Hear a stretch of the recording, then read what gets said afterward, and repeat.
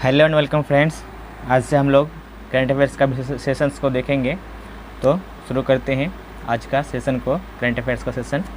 हाल ही में किसने प्रवासी श्रमिकों को उनकी भाषा में रोज़गार के अवसर प्रदान करने के लिए पैनल का गठन किया है? तो इसका आंसर होगा नीति आयोग ने प्रवासी श्रमिकों को उनकी भाषा में ही रोज़गार के अवसर प्रदान करेंगे। इसके लिए नीति आयोग ने पैनल बनाया है। नीति आयोग का full form national institution for transforming India, जिसका गठन 1 जनवरी 2015 को किया गया। इससे पहले योजना आयोग हुआ करता था। नीति आयोग का अध्यक्ष पीएम प्रधानमंत्री होते हैं। इसका उपाध्यक्ष अभी राजीव कुमार है। तो दोस्तों आगे देखते हैं नेक्स्ट। हाल ही में हुंडई मोटर इंडिया ने डिजिटल रूप से मोटर खरीदने के लिए किस बैंक के साथ समझौता किया है? तो इसका आंसर हो जाएगा एचडीएफसी बैंक। एचडीएफसी बैंक की स्थापना कब हुई थी? 1994 में। इसका हेडक्वार्टर कहाँ पे है? मुंबई में। इसका प्रेजेंट सीईओ कौन है अभी? तो इसका प्रेजेंट सीईओ आदित्य पुरी है।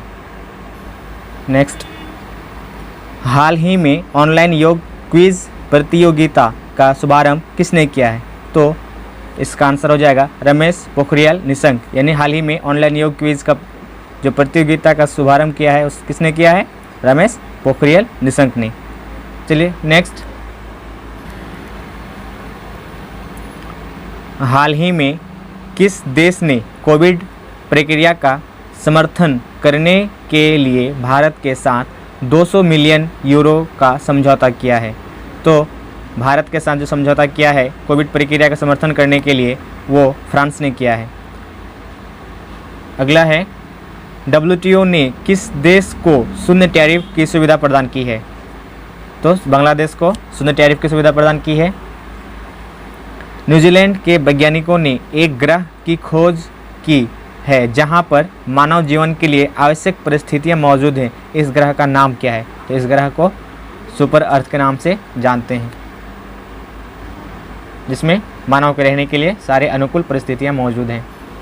नेक्स्ट,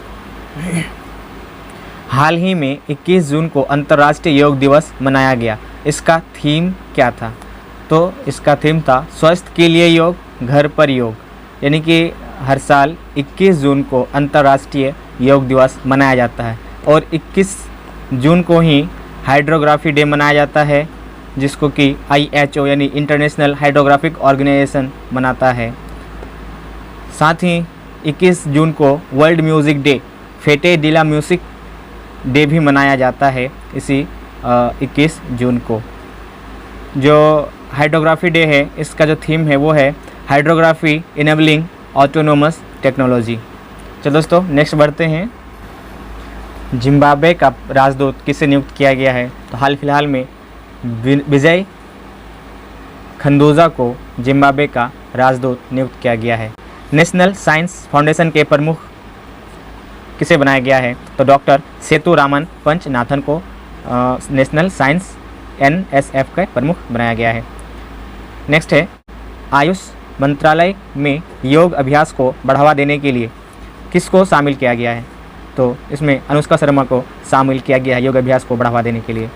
आयुष मंत्रालय, आयुष का फुल फॉर्म है A for Ayurveda, Y for yoga and naturopathy, U for यूनानी, S फॉर सिद्ध, H फॉर होम्योपैथी। हाल ही में आई UN की रिपोर्ट के अनुसार कितने बिलियन बच्चे हिंसा का अनुभव करते हैं? तो UN की रिपोर्ट के अनुसार 1 बिलियन बच्चे हिंसा का अनुभव करते हैं। यह हिंसा शारीरिक हो सकता है, यौन हो सकता है, साइकोलॉजिकल हो सकता है या फिर फिजिकल टॉर्चर भी हो सकता है। यूएनओ का स्थापना 24 अक्टूबर 1948 को हुआ था, जिसका हेडक्वार्टर न्यूयॉर्क में है और इसका प्रेजेंट में जो हेड है वो एंटोनियो गुटेरेस। ये दोस्तों नेक्स्ट, हाल ही में राष्ट्रीय विज्ञान फाउंडेशन NSF के प्रमुख के रूप में किसे नियुक्त किया गया है? तो डॉक्टर सेतुरामन पंचनाथन को। जो NSF जिसका की स्थापना 1950 को हुआ था। हाल ही में राजेंद्र गोयल का निधन हुआ है, वो कौन थे? तो वो एक क्रिकेटर थे, बाएं हाथ के स्पिन बाएं हाथ के गेंदबाज थे। हाल ही में वर्ल्ड बैंक ने किस देश के साथ 1.05 बिलियन डॉलर की राशि मंजूर की है? तो बांग्लादेश के साथ वर्ल्ड बैंक ने बांग्लादेश के साथ 1.05 बिलियन डॉलर की राशि मंजूर की है। हाल ही में किस स्पोर्ट्स अकादमी को खेलो India sports centre of excellence के लिए चुना गया है? तो नागालैंड को चुना गया है। नागालैंड के स्पोर्ट्स अकादमी को चुना गया है खेलो India sports centre of excellence के लिए। हाल ही में ITF के पुरुष खिलाड़ी पैनल के लिए किसे चुना गया है? तो निकी पुनाचा को ITF के पुरुष खिलाड़ी पैनल के लिए चुना गया है। ITF का full form international tennis federation, जिसकी स्थापना 1930 को हुआ था, जिसका हेडक्वार्टर लंदन में है।